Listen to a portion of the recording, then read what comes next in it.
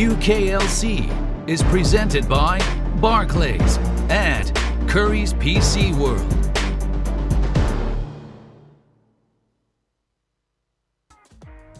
Hello, ladies and gentlemen, and welcome to day 2 of the UKLC, brought to you by Barclays and obviously presented by Curry's PC Gaming World. I've probably got everything wrong there. My name is Hitbrain. I am joined by Scoundrel. How you doing, mate? You all right? So I'm glad it's not just me that gets that wrong. You know, when we're doing the NLC and I say the wrong sponsors, now I know that it's not just me that messes things up. You know, it happens to the best of us. Well, I mean, so let's talk. How you feeling not coming into today's matches after yesterday? Because we had, some pretty one-sided affairs, but we did have a bit of a kind of bracket-shattering one in M&M beating out Enclave and taking first in the group. Coming into today, how are you feeling?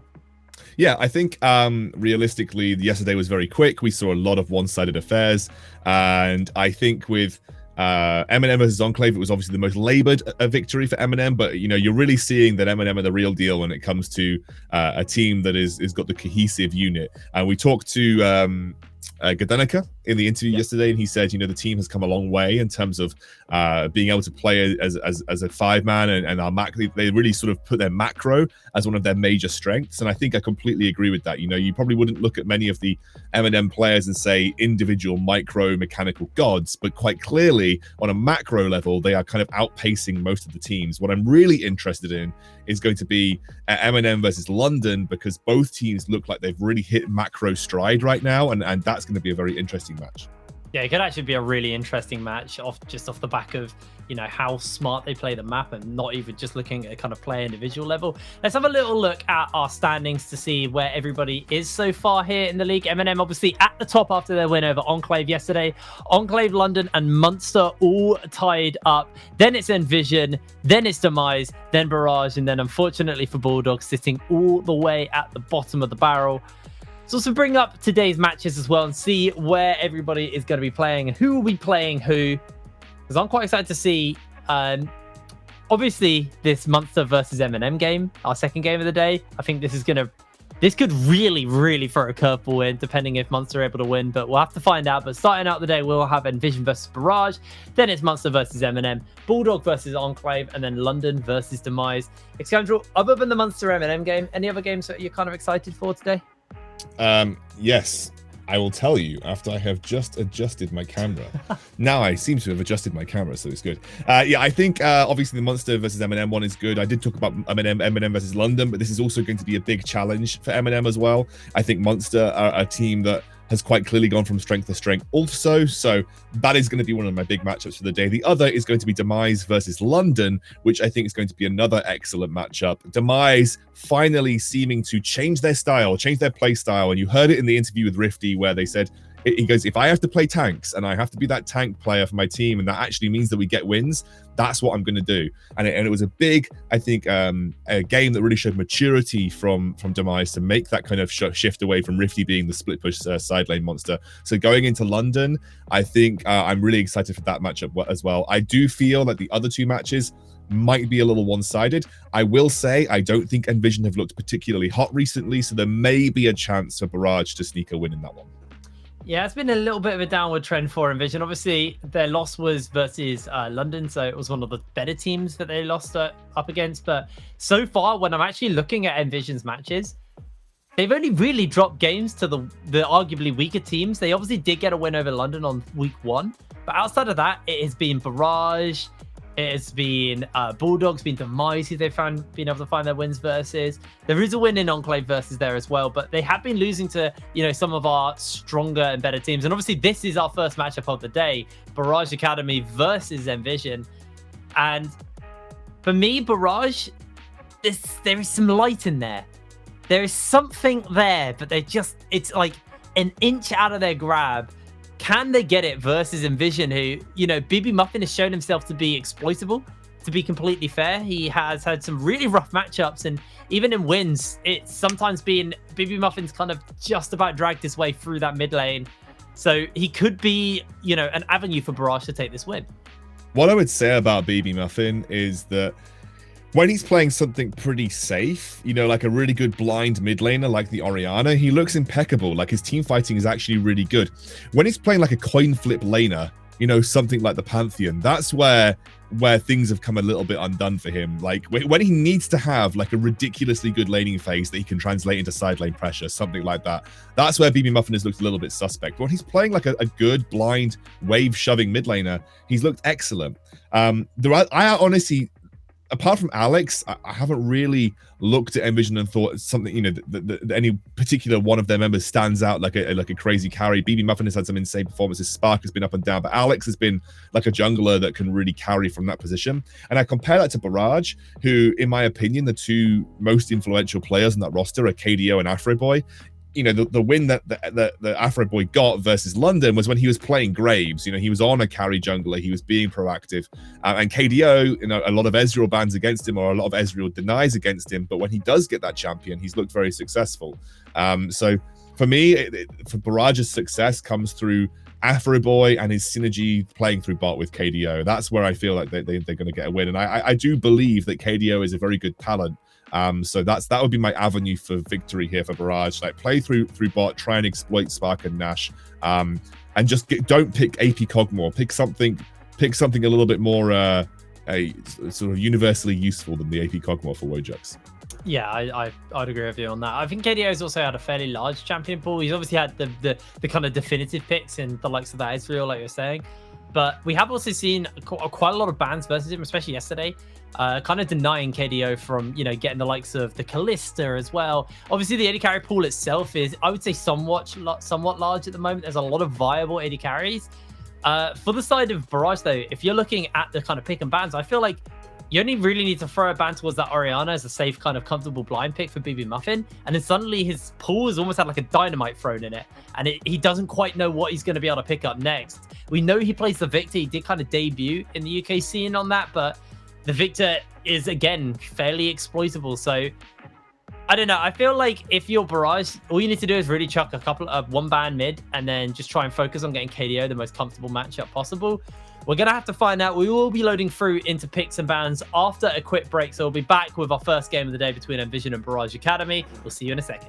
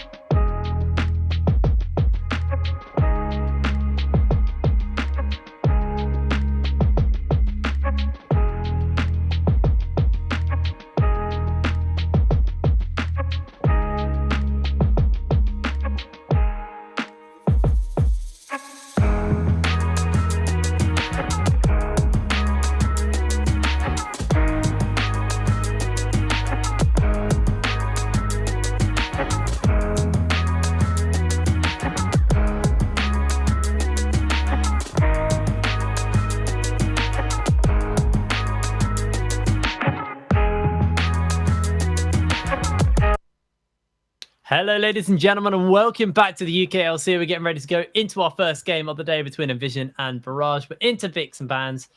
Nvision on the blue side. Barrage on the red, and there you go. KDO's Ezreal not going to see the light of day in this game. Instantly denied. Yeah, it makes sense. Like, for an AD carry player, it has been the pick that he's performed on the best. Obviously, Set being banned out against FN, that's something that he's played to a very high success, and I think also, interestingly enough, is something that Akaz does sometimes play, but Akaz is more of that tank player. We've seen it on the likes of Ornn, maybe on more like Maokai, but getting rid of the Set makes a lot of sense, as does the Orianna. You mentioned Hiprain. It is BB Muffin's champion. It's a great blind. It's something that he's had some like single-handed carry performances on, so that makes a lot of sense too. I actually feel like Barrage might want to ban the Graves as well, because I know Alex plays it, and you're saying Afroboy's kind of best success has been on this Graves. Nvision probably be quite okay with first picking the Graves. Unless they have something else in mind here, they are just going to ban away the Varus from KDO. It means there's a fair amount open, that Ashe, the Kalista. There's a fair few things available to KDO and Spark here, so probably see a bit of a trade-off. They do actually just decide to ban away the Syndra, another kind of decent pick for BB Muffin in the mid lane. Also can be flexed towards the bot side. Does mean that Graves has been left open, so Nvision just going to first pick it, deny that from Afroboy, and that's one of his better junglers taken away, and we know Alex is going to play this well. Yeah, it's something that Alex is very keen to play. It's going to be the Volibear locked in. Interestingly enough, that could go jungle, obviously, could also go top. I don't know if Afroboy is capable of Nidalee. That's something that we saw played against Afroboy yesterday and kind of ran away with the game in terms of farm pressure. So, you know, if Afroboy is capable of Nidalee, it would be a great pickup. But Volibear is decent, you know, into Graves as well. So if that's going to be Afroboy taking the Volibear to the jungle, I think that's fine. Looks like with the Karma lock-in, Nvision may just look to get themselves their bot lane sorted. They're going to go for the Ashe.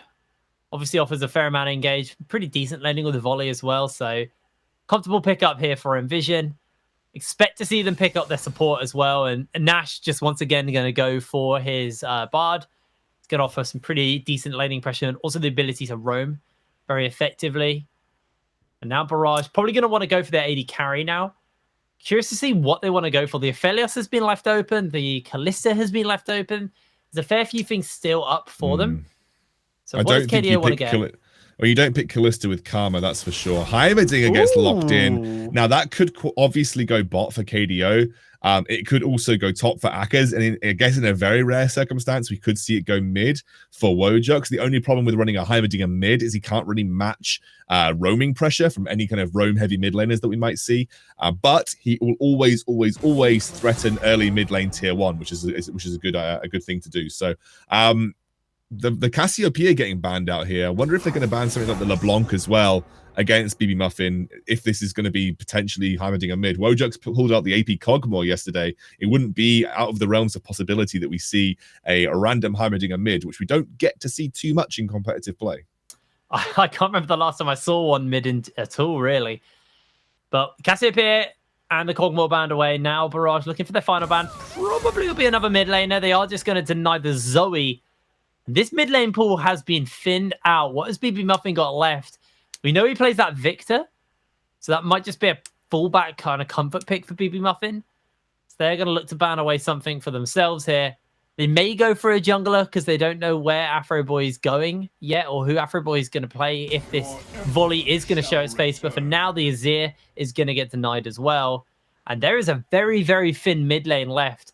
Barrage, they could go for a counter pick here. Like a comfort pick, sorry, in the mid lane, and then see if BB Muffin can handle it, or they could go for a counter. So we'll have to see what they want to do here. I think you pick your AD carry. If this is not Heimerdinger AD carry, you'd pick your AD carry in this scenario. It is going to be the Wukong, still flexible, but I would assume that is going to be Wukong top with Volibear jungle, but again, that flexibility is there. This makes me feel like this is almost certainly going to be Heimerdinger bot, just because it synergizes really well with the Karma in terms of push potential. Plus, you're not really expecting any more flexibility between a Wukong and a Volibear in terms of top and jungle. So you're not expecting that Heimerdinger to go top in this circumstance. That might be BB Muffin's Lulu mid. In fact, I'm almost certain unless that's they're sending Bard to a side lane, that has to be. Yeah, I think it is just going to be BB Muffin's Lulu mid. We saw him play, I think, in the very first game of the split, and he was successful with it. And it was all about supporting Alex on this Graves. It was like the Graves buff composition, and I think with the comp that they're running, this is a very kind of Graves heavy facility comp, and it's going to be a Zac top for FM. Wow, Zac top. It's actually been a while since I've seen the Zac top. Now, question is it going to be the Wukong jungle or the Volibear top? Because then we'll get an idea of how well this lane's going to get handled. Because I feel like if that's a volley top, Zac probably could struggle here. So we'll have to see what they're going to do as they lock in the Nico as their final pick. And I actually don't know who's going where right now. So we'll have to just wait till this 20-second mark, and then we'll be able to figure out who's playing what. I'm assuming this is Nico, Nico mid, Wukong top, Volibear jungle with the Heimerdinger and the Karma bot lane. I'm trying to, for the life of me, figure out what this comp is designed to do. I'm guessing it's just side lane pressure with the Heimerdinger and the Wukongs, given that they're running 2 teleports, so you go into a 1-3-1. Like the team fight seems really good. Like you got plenty of team fight lockdown, plenty of team fight CC. There's a lot of CC for the Graves as well, who's very, very sort of short range carry. So you're going up against a Nico, a Volibear, a Wukong. Like the Graves is really the major source of damage in these compositions. You've got plenty of flank potential. Like it just seems like a pretty solid team fight composition coming out from Barrage.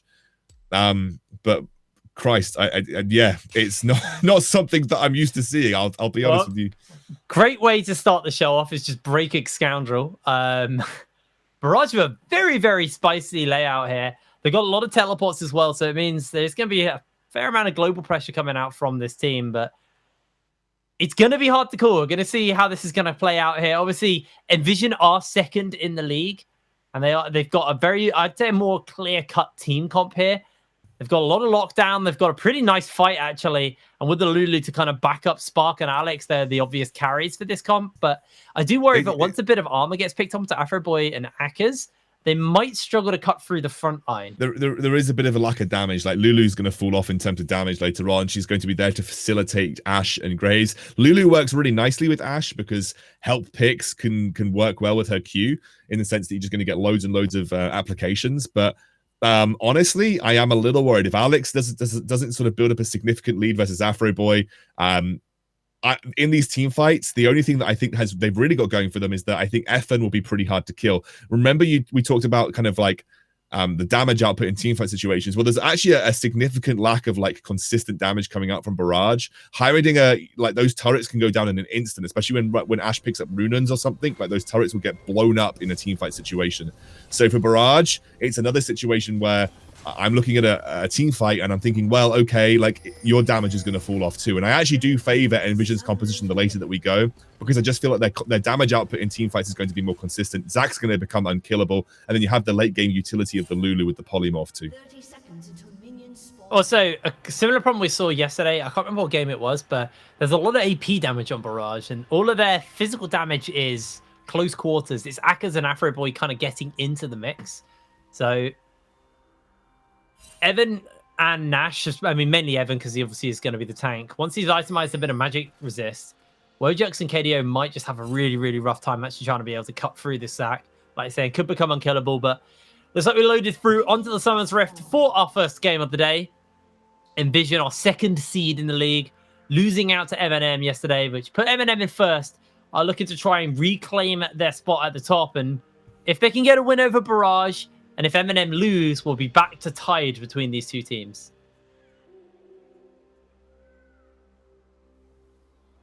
It'll be pretty close. Nvision obviously would go 6-4 after this, but M&M are already 7-2, so Nvision wouldn't be able to catch up just yet. But they'd be getting there, you know. It'd be a right step. I am actually such a donut. I had Nvision filled in as Enclave in my head there. It's okay. It's okay. I didn't want to like explicitly say, Jake, because you know the caster code is so wrong. The caster code is that you don't say explicitly. You just kind of say, "Yeah, good point, mate," but that's wrong. So it's so funny because looking at these comps in my head, I was like, "Well, I'm not a color caster, really, so I just wish I had Orcs here to explain because I haven't got a bloody clue what's going to happen." I picture somewhere up in the north where it's a bit colder. Orcs is also scratching his head. No, Orcs would be able to do it. I think Orcs... I obviously, like, whenever I'm unsure about what a comp's designed to do, because obviously, like, like primarily I'm a host these days, Jake, and you're a play-by-play, so it's not exactly like with the height of League of Legends knowledge. Tweedledum and Tweedledee of the UK scene right now. Literally Dumb and Dumber is casting this game for you. But the way I like to try and think about it is I always like try and break it down to the very basics of League of Legends. And I'm like, okay, well, what is Heimerdinger designed to do? Well, Heimerdinger pushes lanes. He gets plates really early. Can use that to snowball gold. Got great neutral objective control. Like, Heimerdinger kind of is like designed to win just through snowballing, like through lane pressure early on, and just having great ability to take dragons, great ability to take Baron, and making it very difficult to engage upon a team because of the turrets and stuff. You can't really engage on a buffed up Heimer turret because it just makes it impossible to fight, especially in the early mid game. So I'm thinking, you know, when I'm looking at this team comp, I'm thinking, well, you know, you've got to play through bot here, looking for bot lane turrets. You're looking to have good control of the dragon because of bot lane pressure. You're looking to rotate early for Rift Herald. That's the way I break it down. It might not be right, but it's just the way that I see it because I'm trying to work off like basic league principles. But already gank bot lane. Yeah, coming in with a magical journey. KDO gets instantly ignited, holding his flash for the moment, but is going to use it at the end. And it's quite hard to gank a Heimerdinger, especially when he's got the Karma. But he has already burnt his flash now. And Heimerdinger is not exactly the most mobile of carries in the world of League of Legends. I think that's good pressure by Alex, because what that has done is it's kind of put the fear in KDO's mind. They haven't got the vision control.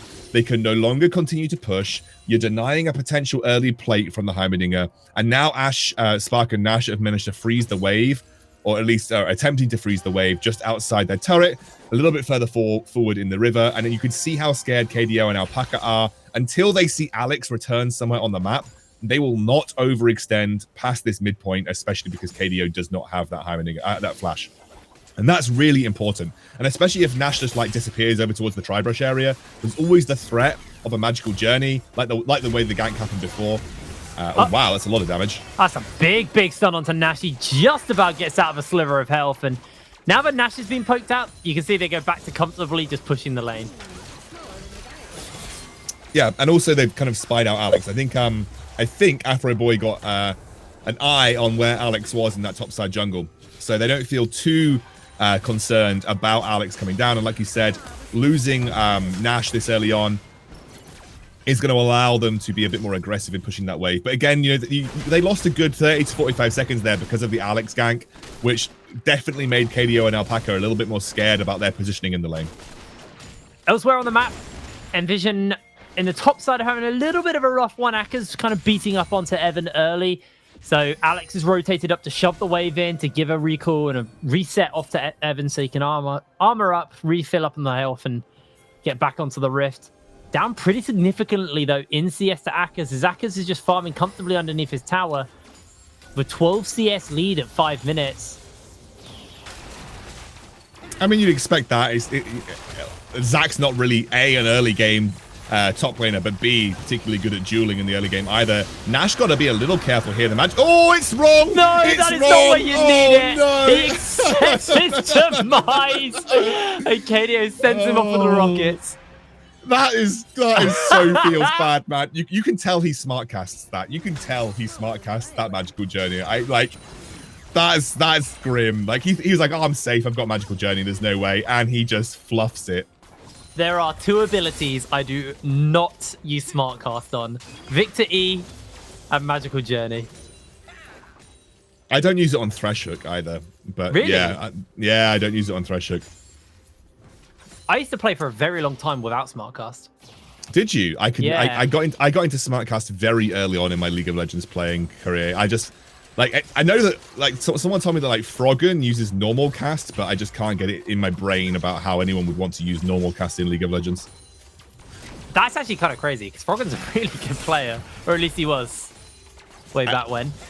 I know it offers like increased utility. I'm being asked by my producer what Smartcast is, and I guess we'll talk about it in a minute because F1's being engaged upon. Yeah, the Cyclone's on. He's going to have to flash away. They actually run out on the stun, but Evan now going to get a Cell Division force. Wojux has made his way up as well. We'll see he gets gifted the kill. It probably will be the Nico. Wojux finds the kill, and Evan goes down. Yeah, Nico can be very oppressive, like in the early mid-game if she gets ahead. Look at this KDO. Oh, there's action all over the place. He just melted him. He is having a Damn, rough Barrage. game right now. But Barrage are having a good game. I mean, that's the way we flip it, right? Barrage, they pulled out a funky composition, and suddenly their early game looks a bit better. I do want to kind of go back. I know my producer did ask what SmartCast is, and I guess because we have got some viewers from BBC watching, it might be worth explaining what SmartCast is, even though it's completely irrelevant to the state of the game right now. SmartCast is a function in League of Legends where you use your Q, W, E, R buttons to cast your 4 abilities in League of Legends. And SmartCast is a way of doing that so that you press Q and it will automatically fire your Q to where your mouse is on the screen. If you don't have SmartCast, you press Q and then you have to left click most of the time. So it adds an extra action to your playstyle, which can kind of decrease the speed at which you can chain abilities together a lot of the time. But yeah, that's SmartCast, and I just can't play. I can't play without it. Yeah, I switched about 2 years ago. That's how long it took me to actually switch to using SmartCast. Really? And Yeah, you've been playing I was League of doing it for a Legends for very, ages. very long time. Goodness gracious, Jake. That's, Yeah, because the thing is when I first started playing the game, I didn't know what SmartCast was, so it was a function I didn't know about, and I kind of learned to play the game with it. And then, like a year and a half, 2 years into playing League of Legends, I found out what SmartCast was, and I was kind of so far down the rabbit hole of using indicators that I didn't want to try and relearn it because I knew I'd be like worse for a short amount of time. SmartCast with indicators is a little bit better. Unless That's you're what playing I use now. I have to use the indicators because I'm so used to that, but at least I'm using SmartCast in some form. Yeah, I actually don't mind SmartCast with indicators for certain champs. Like I use SmartCast with indicators for Thresh Q, right? Like, you know, I talked about not using SmartCast on some things. When I say not using SmartCast, I mean SmartCast with indicators. I don't actually normal cast anything in the game. And the reason I normal cast Victor E. I literally can't Victor E without it. And I will briefly touch on that in a minute because they kind of Barrage are playing the style of game that we expected them to. Whilst we were so busy rattling on about SmartCast, as we said earlier, they swapped top. They went Herald. They've used the Heimerdinger push potential to just try and snowball early objectives. Like the impression I've got from their mid bot lane is like they're just there to push waves and get pressure on turrets. And this has been a very, very good early Heimerdinger play in the sense that they didn't get any plates bot, but they have managed to secure first dragon. They rotated for an easy Rift Herald because they've got great zone control with the Heimerdinger, and then they just shoved top with Heimerdinger turrets, dropped the Rift Heralds for a guaranteed first turret blood, which has now put them about 2,000 gold in the lead at 10 minutes, which is a really good start. Yeah, so what Heimerdinger wants to be doing is getting these early plates and snowballing the game from there. If they get the opportunity to get onto a wave and he can put his empowered turret down as well, suddenly turrets do just really get cut through. So that's always something that's got to be in the back of the minds for Nvision. The resets are actually coming in on the bot side, so KDO hasn't got his Luden, so his wave clear is not quite there, but he is going to be able to cut through this lane fairly quickly with the fact he has a turret to work with. And Barrage now leaning heavily towards this bot side. They got that first turret blocked in the top lane. The dragon spawned up, and Barrage's attention is shifting towards these objectives. You can tell they recognize they need to play this out early, and that looks like this is going to be the game plan for Barrage. It's kind of what we expected with the comp that they're running, though. Like we said, they're playing it perfectly. The macro is on point right now. They're utilizing the strengths of their Heimerdinger, especially at this stage in the game. Akka's just going to continue to shove. He's gone Tiamat as well to make sure he's constantly pressuring out and pushing in the Zac so that Zac can't respond to teamfight situations as quickly or has to make the decision between losing waves and going for a teamfight. And now KDO and Alpaca with the support of Afro Boy are going to start to pressure out the plates on the bottom side of the map too. They have 3 minutes to get as many plates as possible, so they are in a good spot too. Oh, Afro Boy's actually going to jump in to get the stun off, and the bouncing grenades are just going to get blocked out as Afro Boy takes the magical journey. The stun connects, but Akka's jumped in with the Cyclone. Spark gets caught up, and Akka's is able to find himself another kill. You can see Wojux here getting pressured out by Alex at the same time. I think they made that play because they saw Alex appear on the top side of the map. Wojux should be able to escape here pretty easily. Alex is chasing him down, but he's taken so low. This is really good from Barrage. This is beautifully executed, and it doesn't really look like Nvision know what to do against this. I mean, it can be quite frustrating to play versus Heimerdinger. He's got one of the best shove potentials. He kind of obtains some of the best lane priority out of any of the bot lanes that exist in the current meta. And Barrage are just utilizing that to the fullest extent. Yeah, getting himself a lot of early pace. Wojak was able to get one solo in the mid lane as well. Akers has been playing incredibly well on this Wukong, kind of reading what he needs to do. Is he is going to get jumped on by Evan, and Evan's actually going to use the Let's Bounce. That's going to force Akers to flash. Akers doesn't have the Cyclone. So Evan actually does flip it around a little bit on his head with that level advantage he's got over him. BB Muffin just looks to try and shove in the lane. Evan actually flashes forward into Akers, and Akers still no Cyclone, but Evan takes him out underneath the tower and holds his passive as well. Oh, Lord. That was something else right there. Akers should have probably just said, okay, he's burnt flash, he hasn't killed me, that's great. But I think I genuinely believe he thought he'd kind of forced Efan to take tower aggro a lot earlier than he had. And so he kind of dived in expecting the tower to help him out. And unfortunately, Efan hadn't actually dealt any damage to him because he missed all of his abilities. So Akers got a little bit baited because the turret didn't actually apply damage over to Efan because he hadn't actually drawn aggro yet. So I just think that Akers got a little baited by that engage, and somehow Efan walks away with the kill there. Man, I kind of cast the cursed Akers there.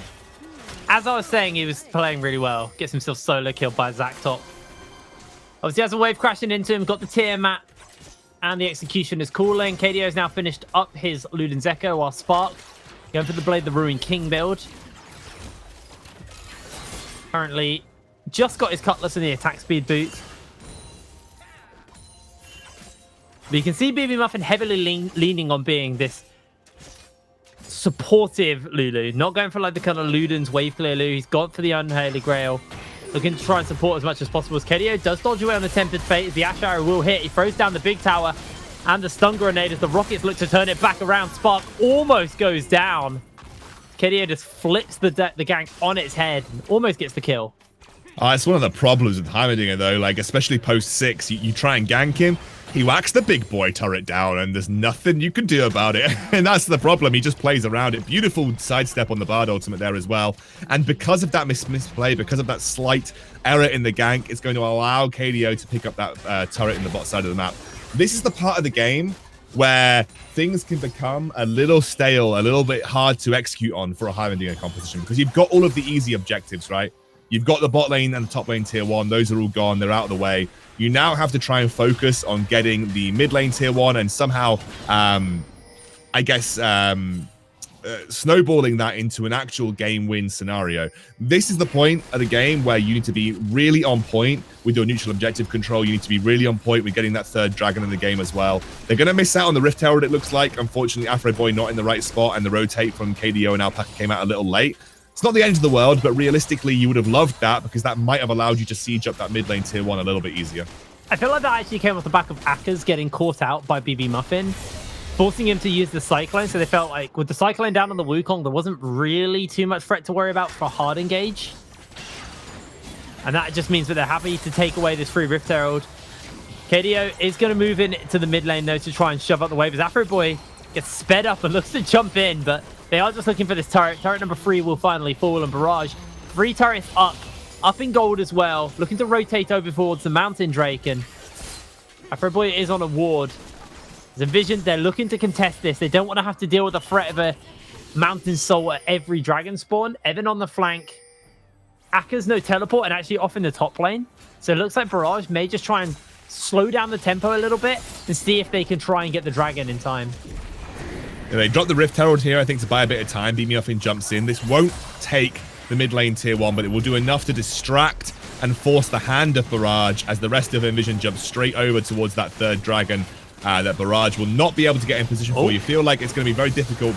Yeah, they're just not in the right spot for it right now. Wojox is looking for it though. Gets yeah, this is a really hard corridor to get out of. Spark gets shielded and healed as Alex was to jump in. The Wild Growth is going to be used, and Evan able to get himself a kill onto Wojox. Akers on the back line looking for Nash, but Evan now has got Akers caught out, and Nvision look to maybe try and make their grand escape as Alex gets tethered up and taken down. Although Spark's able to find the kill, and actually Alex finds himself the double kill, surviving. Nvision get the ace. How? How do you mess that up so hard? Like, you're not going for the dragon. Why did you even need to be there?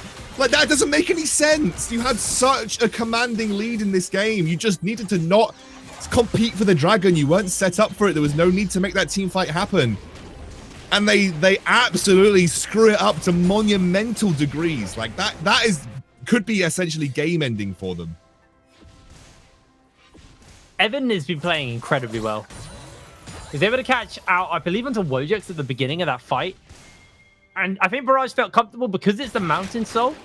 Getting caught in the pit's actually really, really hard to get through, especially when you're dealing with a Glacial Augment Nico and the Heimerdinger. But it just didn't matter when you've got the support from BB Muffin with the Ardent Sensor and the Unholy Grail. It just means Alex is so hard to cut down, sparking him and just getting buffed up and empowered by BB Muffin. And that was so well read by Nvision. But the problem was that Wojux baited his whole team. Like, Wojux said, oh, I've just dealt a load of damage to, I believe it was Spark and Nash, just around the Baron pit. And he was like, oh, I've just dealt an absolutely metric load of damage. I'm going to try and go in and land a route. He jumps in a little bit too far, overextends by himself. And the issue that Barrage had in that particular team fight is that Wojux was setting up for a huge ultimate. The rest of his team were not comfortable making that engage happen. The rest of his team let slip on the accelerator there. And Wojux essentially isolated himself. And without him, a lot of your team-wide CC just goes down the drain. And you really need that team-wide CC to facilitate a Heimerdinger. Like, and the volley bear to an extent. If you don't have that, you really struggle. BB Muffin might just have a solo kill on Akers here. They do go in for the shield and the Cyclone. The Stormbringer is used as Nash actually clutches them out with the Tempered Fate. Akers doesn't clip with the second cast of the Cyclone as KDO throws down the Bouncing Grenade. Isn't going to find its mark. And Barrage uses a lot there to try and catch out the Lulu, and they're unable to do so. Yeah, they burn a very low cooldown ultimate, and they burn a flash, which is okay. And the issue that I now have for Barrage is once you let off the pedal with a Heimerdinger composition, once you let the enemy team a little bit of time to regroup, that's where you're going to come undone. So the problem that Barrage are going to have now is that they aren't like automatically winning every team fight around a neutral objective. They've delayed the Dragon timer by another 5 minutes, which is going to delay Soul for them if they are even going to get into a position to take Soul. And they're no longer going to be able to have complete dominance of that river area because they've just given away too much free gold back over to Nvision. Like, the point of a Heimerdinger comp is that you just snowball your gold lead so much through neutral objectives that when it comes to team fights, you should have a significant team-wide advantage in terms of item spikes, you know, and so maybe even levels to an extent, that you're able to automatically win them, even if your team comp maybe doesn't work as well in a straight-up 5v5. But they've let that go with that Dragon fight. They let that go, and that's an issue now for Barrage. If potentially they can get good vision control, a sneaky Baron could be an option for Barrage, especially once this Leandries is finished up onto KDO. Heimerdinger does very well at taking out these kind of big objectives like the Baron with his turrets, so is a potential option to them. But Evan's already moved over, started up the crab, and means the options for a sneaky Baron is even lower now for Barrage, and I just don't know if they're going to be able to do it. That crab actually will take away any potential early Barons without setup. And I mean, I don't even think they're I'm scratching my head for Barrage now. Then they're not even strong enough to do early Barons, to be honest with you, Hitbrain.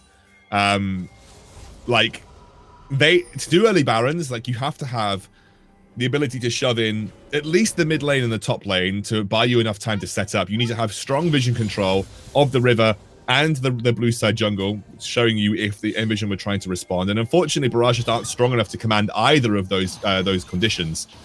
And so they're never going to get away with it. The only other thing they can kind of manage is potentially going for like a sneaky Baron. But like you said, that's kind of been eliminated through the pickup of the River Scuttler. Like I said, I feel like they kind of missed their mark here. Oh, that was a good wild growth. As the Cyclone Flash has been used, BB Muffin tries to shield himself. Ash Arrow from downtown is going to land onto the support. Barrage already found himself one, and Wojux with a big pop blossom locks up two. Double kill onto Akers, and now Evan stands in the middle of the team. But KDO is putting the hurt into him. Evan does do a fair amount of damage, but his Cell Division will be forced, and Afro Boy now sent to the wind as Alex and Spark look to hunt him down. Wojux gets himself the tether off and looks to try and kill out onto Alex. Teleport's going to be used, and Alex, incredibly low HP, is Spark. Now trying to turn it onto another one, but a double kill picked up once again for Barrage, and that was perfect timing for the Dragon.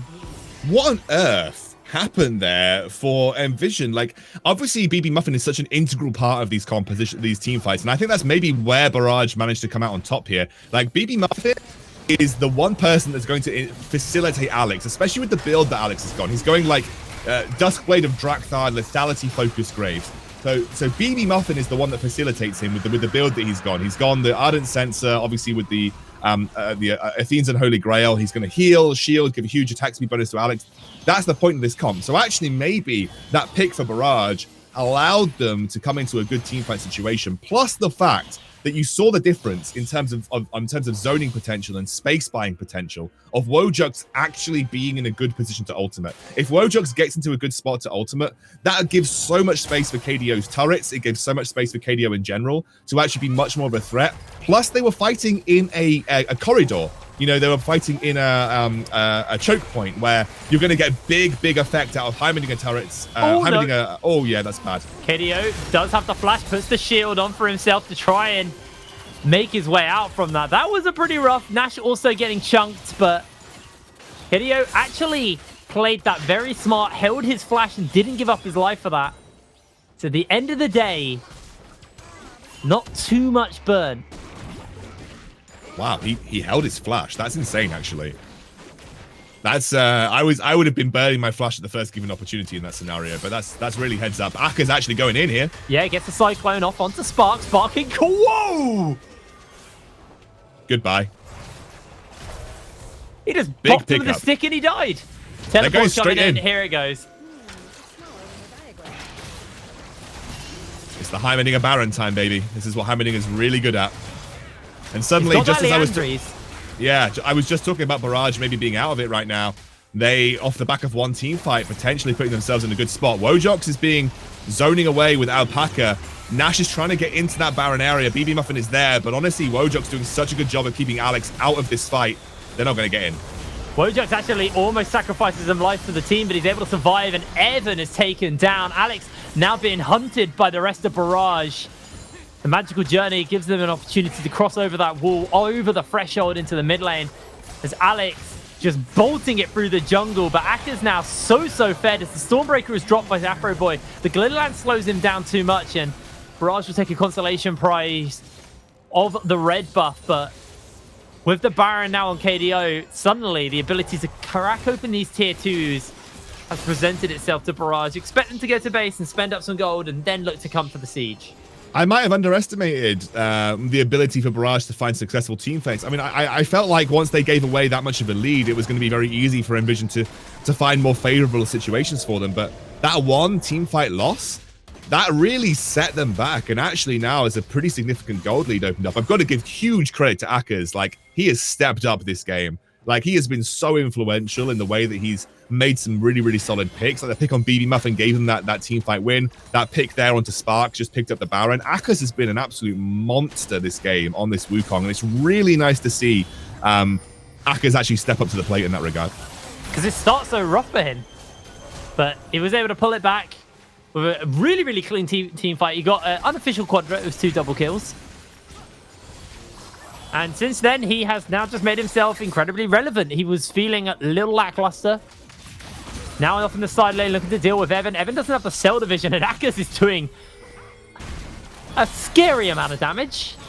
Oh, yeah. Barrage will be able to take the tier 2 in the mid and rotate straight down towards the bot side to pick up another tier 2 for themselves. Akers is like nearly at death's dance as well. Like, he's very scary monkey at this point in time.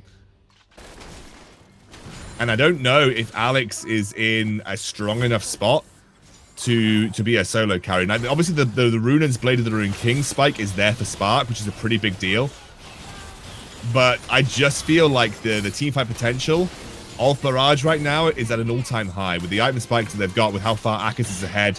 Like, I feel like it's going to be very difficult for Nvision to find a favorable situation, especially, like we said, if Wojux is in position.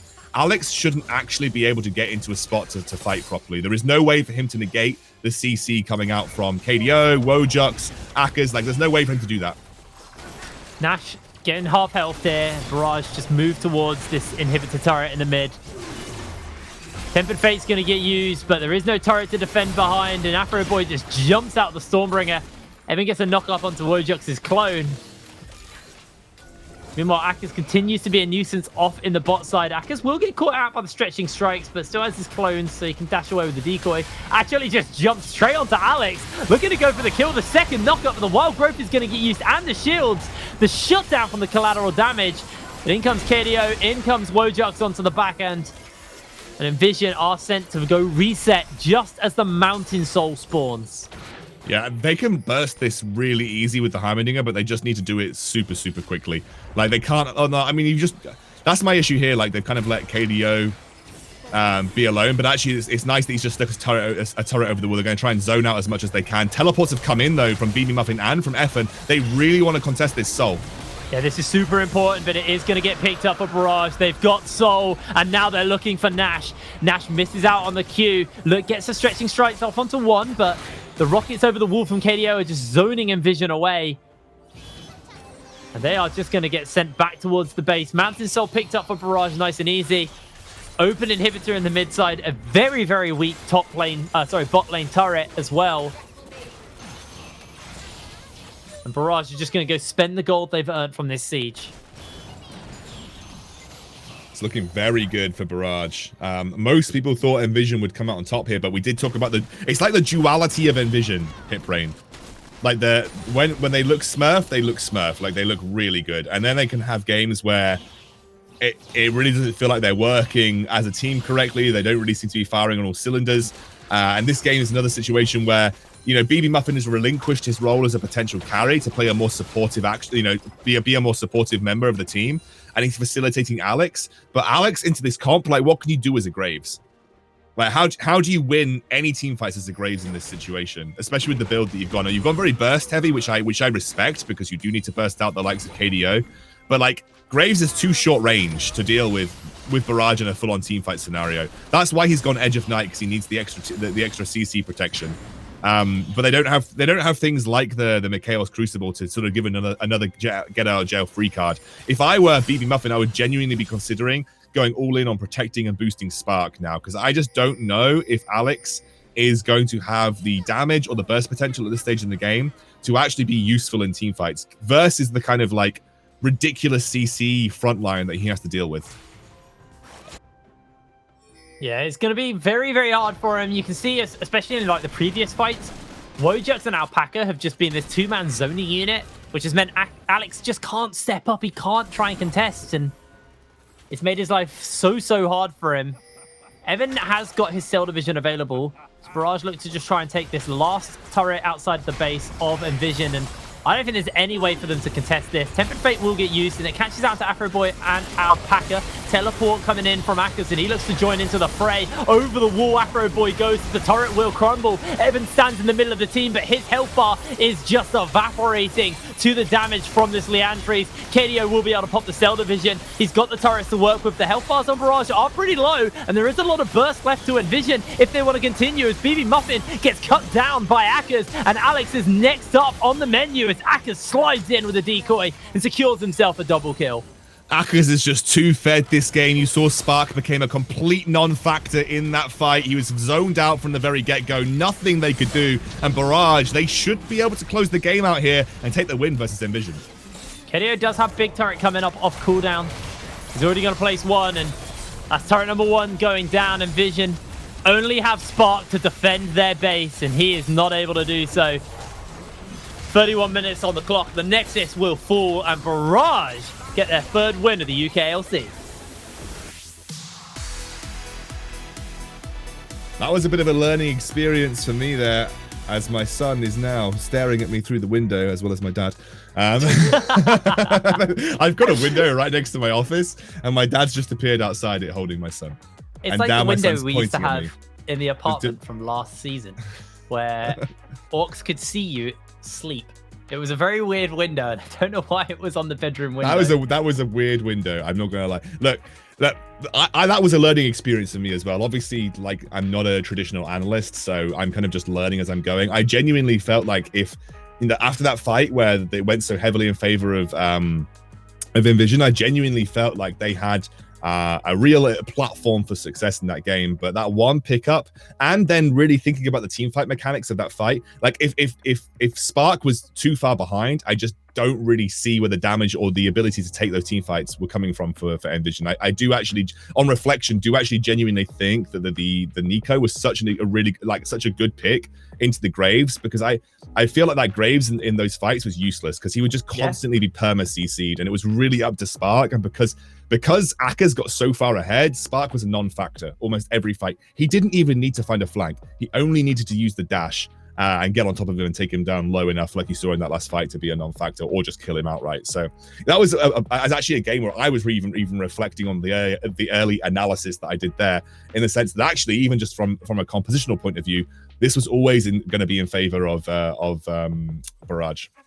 Yeah, I think they also did a good job to kind of snowball the lead they have, recognize their win conditions, because had that comp fallen behind, it would have felt really, really rough. If the Heimerdinger didn't kind of snowball off the early plates and the Ash got into the game and sort of became relevant, you saw what BB Muffin was able to do in some of those earlier fights where he was just a buff bot to Spark and Alex.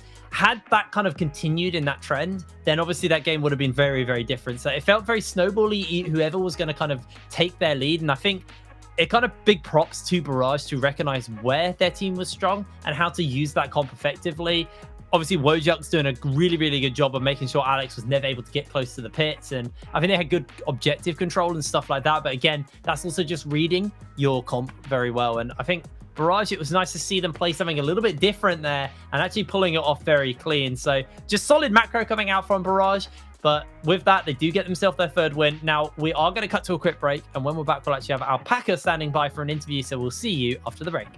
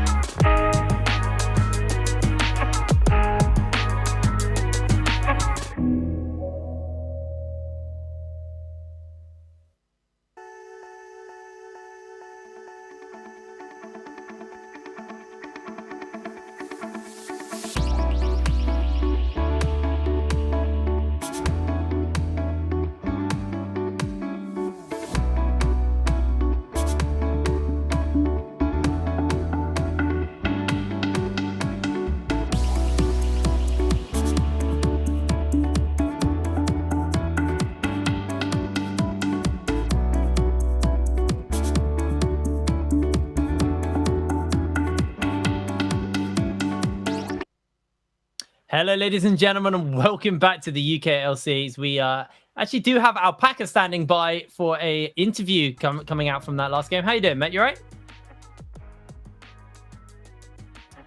Hello, Alpaca. Are you there, buddy? I have a feeling he may have a microphone issue, or maybe. Okay, well, maybe we'll can't hear us. hopefully get to him in a second. We'll wait on this one. We can talk a little bit more about that game. Obviously, kind of the core thing was them hitting on some win conditions with a pretty interesting comp. We were a little scattered on where everything was going just during the champ select, so it was actually a really good job, like, for them to kind of catch us off guard as well as the enemy team. But I think he might be here. I think he might be here now. I did hear him say testing. Hey, are you there, buddy? I can hear Alpaca talking right now. Alpaca, Yeah, you're back on. How you doing, mate? You all right? No, It was Hello? working. We're It getting was so close to working. this interview. Alpaca's not here yet. All right, well, hopefully. Whatever he did before to make it work, it worked. And then it didn't. And then it didn't.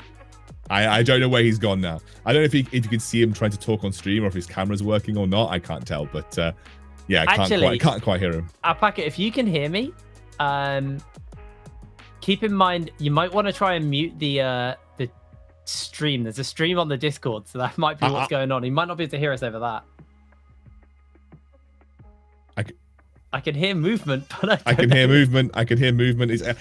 Hello? Oh, hello? Hey, can you hear us? You think your motherboard might be exploding? I mean, at least it explodes after the game, I guess. A week to fix that. Hopefully you survive. I'll make it quick, actually. I try and keep the questions quick, I think, Jake. And I really want to ask about the the composition that you played. I went on a learning experience that game, Alpaca. I kind of, for me, that was very much a learning experience in kind of how you're playing the Heimerdinger. But towards the end, I kind of got the impression that it felt like there wasn't really a way from a compositional standpoint for Nvision to actually win a team fight. I feel like you outclassed them in a team fight, right? Just before you answer that question, I don't think you can actually be heard on stream. So we can hear Alpaca. Oh, right. Okay. Stream can't. So I don't know what's going on with that. I'll get. I think the producer was telling us that actually it's time to just say, okay, cool, cull the interview. And we'll move on. Sorry, Alpaca. Something was going wrong. Like you said, your motherboard was kind of exploding. But yeah, cull the interview here. I think, even though it would have been lovely to hear from Alpaca. Unfortunately, we can't get that ready for Alpaca. But hopefully, we'll get a chance to speak to him again if they continue to play this well. Maybe they'll be able to pull it back, and we'll have another interview with him, guys. That does mean we will cut to a quick break. But when we're back with Monster Rugby Gaming Academy taking on M&M Academy. This is going to be a spicy one. We'll see you after the break.